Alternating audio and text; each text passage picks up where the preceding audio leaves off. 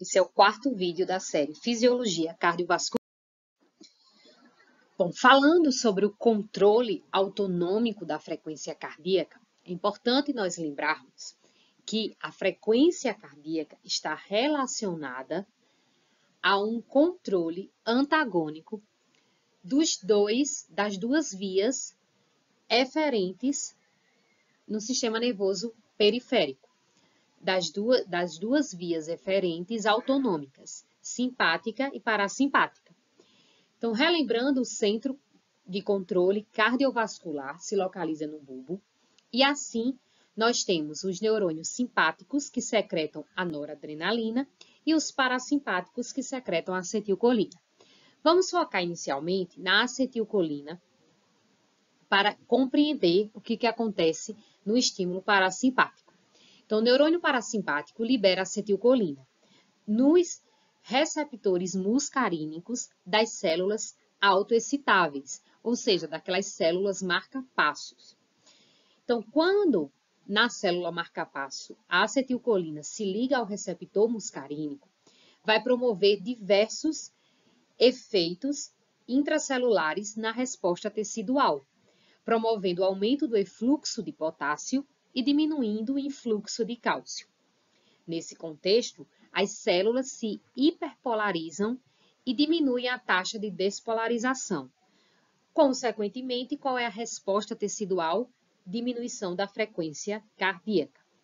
Aqui no D nós temos a estimulação parasimpática hiperpolariza o potencial de membrana das células autoexcitáveis e retarda a despolarização, diminuindo a frequência cardíaca. Vamos compreender. Nessa figura nós temos o potencial de membrana em função de um tempo. Em azul, nós podemos observar, em cinza nós temos como normalmente seria as células marca-passo, os potenciais de ação na célula marca-passo. E assim, um potencial, geralmente o potencial de membrana menos 60 nas células autoexcitáveis, estaria, e tracejado nós temos o limiar. Então, um potencial de ação, iria vir passar do limiar, gerando então um potencial de ação. Já na estimulação parasimpática, por ela promover uma hiperpolarização, o que vai acontecer? O potencial de membrana da célula autoexcitável vai ficar mais negativo.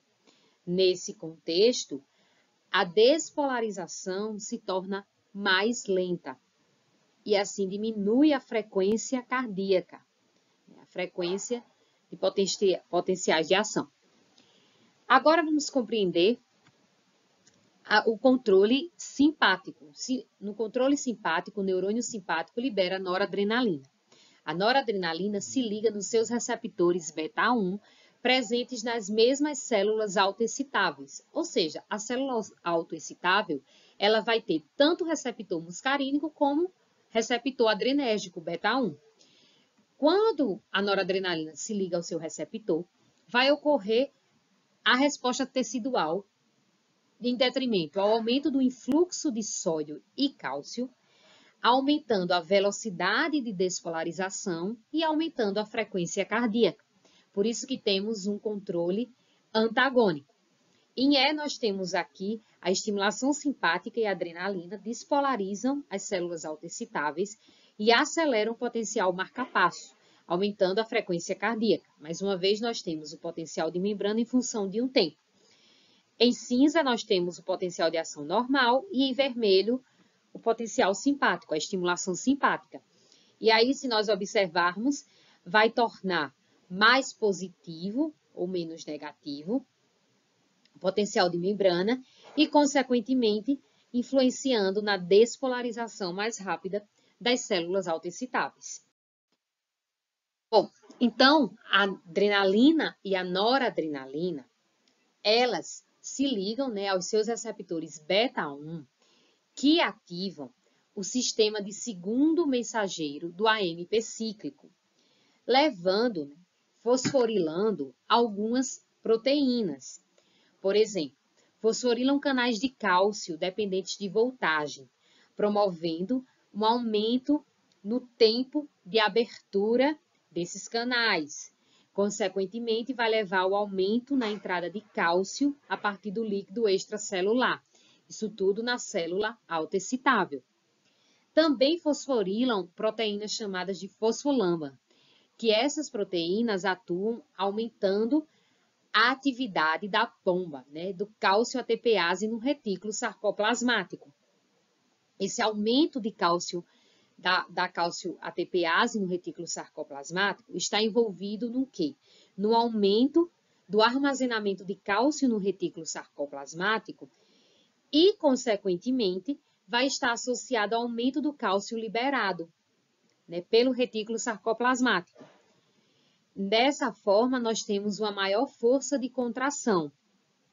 Lembra que o cálcio, ele precisa estar no retículo sarcoplasmático para ele ser liberado. Como é que esse cálcio vai ser armazenado no retículo sarcoplasmático? Tanto associado à bomba de cálcio ATPase, armazenando, como também a entrada de cálcio a partir do líquido extracelular. Outro momento é o mais cálcio removido rapidamente do citosol, né, e encurtando o tempo de ligação do cálcio-troponina. Dessa forma, nós vamos ter uma menor duração da contração. E aí a gente tem uma maior frequência cardíaca. Falando agora sobre os vasos sanguíneos. Então, nós temos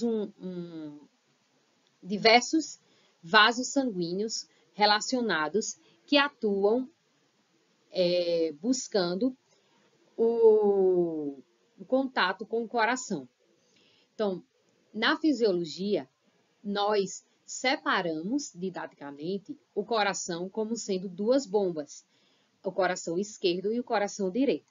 Vamos começar entendendo pelo coração esquerdo, que é vermelho. Lembra que o coração esquerdo, nesse contexto, tudo que é vermelho representa uma grande quantidade de oxigênio. Então, cada lado do coração funciona como uma bomba independente. Então, no coração esquerdo, nós temos átrio esquerdo, que se comunica com a veia pulmonar. Aqui nós temos a válvula atrioventricular esquerda, ou mitral. Ventrículo esquerdo, a válvula aorta. E aí as artérias sistêmicas elásticas são um reservatório de pressão que mantém o fluxo sanguíneo durante o relaxamento ventricular. Então, das grandes artérias, nós temos as arteríolas, que são mostradas, né, como parafuso, porque as arteríolas alteram seu diâmetro e elas é que caracterizam a resistência vascular. Então, as arteríolas, então, vão originar os capilares, que é onde ocorre a troca entre o sangue e as células. Dos capilares, nós temos as vênulas. Das vênulas, sangue rico em dióxido de carbono, em catabólitos. Das vênulas, nós temos as veias sistêmicas, que servem como reservatório de volume expansível, até chegar às veias cavas. Na veia cava, entra em contato com átrio direito. Entre o átrio direito e o ventrículo, nós temos a válvula atrioventricular direita ou tricúspide. Ventrículo direito, válvula pulmonar, artéria pulmonar. E assim nós temos a circulação sanguínea. Com os vasos sanguíneos, como você já sabe, nós temos 5 tipos de vasos. As artérias, arteríolas, capilares, vênulas e veias. Então, o que vai caracterizar esses vasos? É a sua composição. Composição tecidual. Todos apresentam endotélio. Tecido elástico, os grandes vasos, artérias e veias. O músculo liso está presente nas artérias, arteríolas, principalmente, e nas veias. E o tecido fibroso, que está presente nas artérias, nas vênulas e na veia. Essa é a composição tecidual dos vasos sanguíneos. A pressão arterial é buscada através da esfigmomanometria, onde ela é mensurada por um equipamento chamado esfigmomanômetro, que é uma bolsa inflável, com um aferidor de pressão, um manômetro e um estetoscópio. Então, a pressão do manguito, ela é mostrada, né, de uma pessoa, aqui no exemplo, cuja pressão arterial é 120 por 80 milímetros de mercúrio. A gente chama 12 por 8. Então, como é que a gente avalia? Então, se nós observarmos aqui, é uma representação, né, do manguito e do vaso.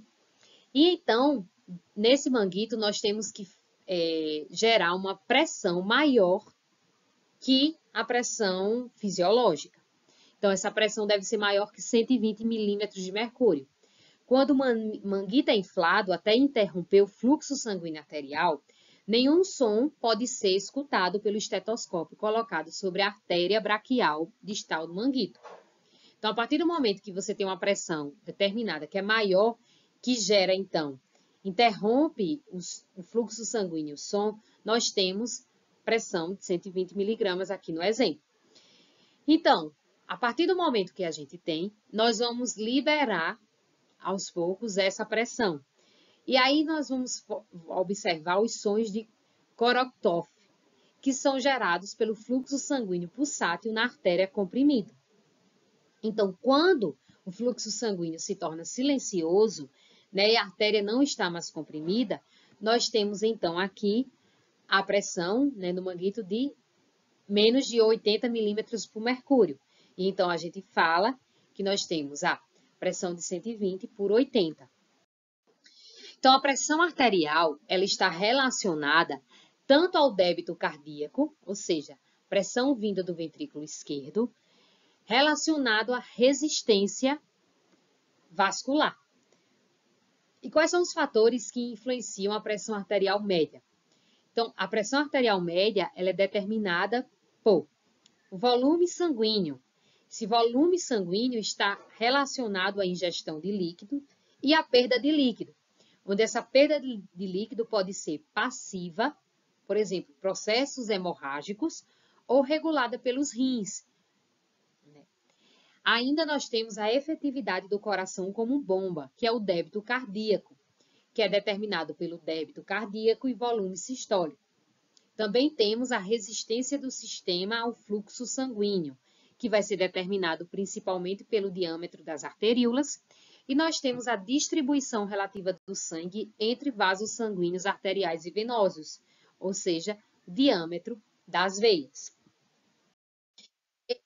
Foi